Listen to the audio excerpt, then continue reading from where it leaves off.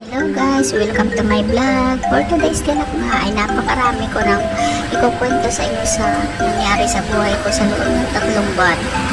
Nakshuta! At sa 3 buwan na yun, 3 beses na rin ako nagpalipat-lipat ng company.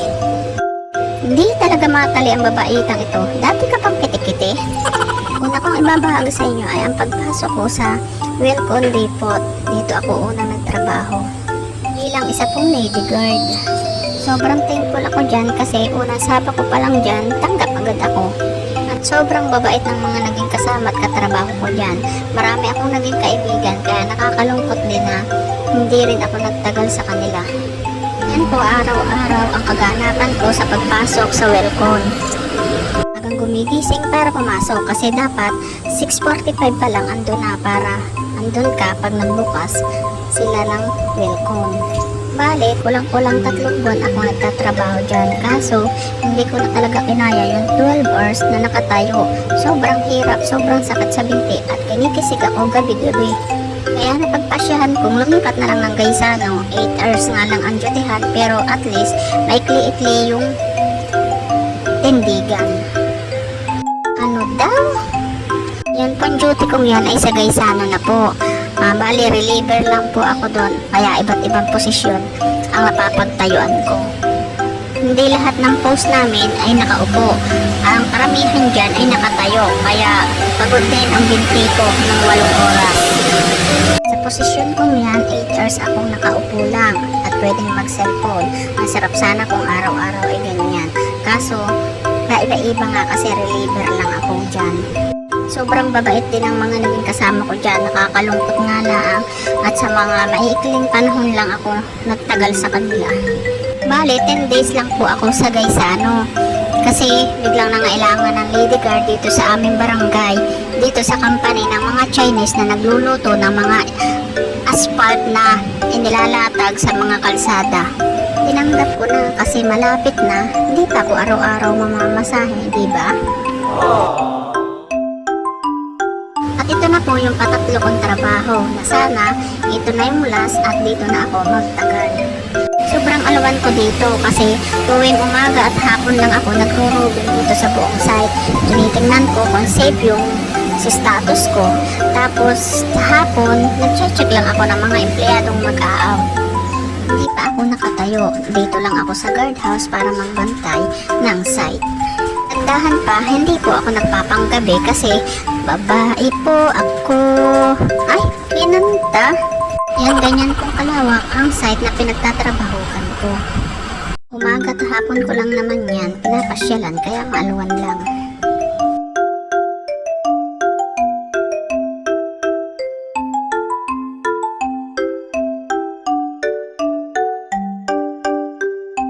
Merienda tayo guys, alas 10 pa lang, gutom na ang mangyan, nakshuta. Ganito lang ang ginagawa ko sa araw-araw. Tuwing umaga, magro-robing, tas mag-isa na ulit sa guardhouse, uumpot, magsusulat sa logbook, at pag nagutom, mag-merienda, ganun lang. Nakakainip man, pero ganito talaga eh. At tuwing hapon naman, pupunta ulit ako sa site para mag-robing ulit, then picture, kung ano mga nangyayari sa paligid. Then balik sa guardhouse para magsulat sa logbook. Then tulala ulit, panis ang laway ngani hanggang 7. Yun nga lang, maalwan pero nakakalungkot din minsan kasi wala kang makasama at makausap man lang. Pero okay na din to kaysa naman walang trabaho, utang din eh, utang dun. Nabaliw ka na lang talaga sa pag-iisip kung saan kukuha ng pambayad. Kaya pinilit ko talaga magkatrabaho para naman makatulong sa nanay ko sa mga gastusin at lalo sa mga anak ko. Basta ito lang guys ang aking trabaho. Ito ang araw-araw ko na makikita sa pagpasok ko. Ananawa ka na lang talaga. Basta ang mahalaga may trabaho at sumasahod. Alipin kasi tayo ng salapi eh. Charis!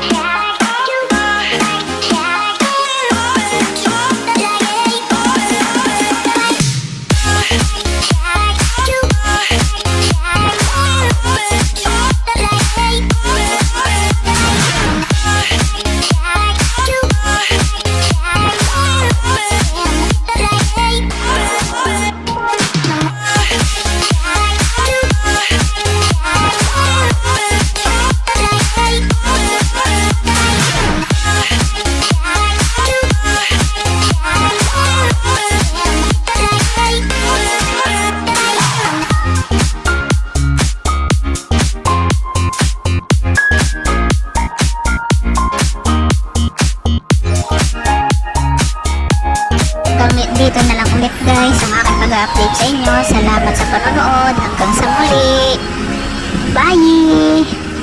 Love you!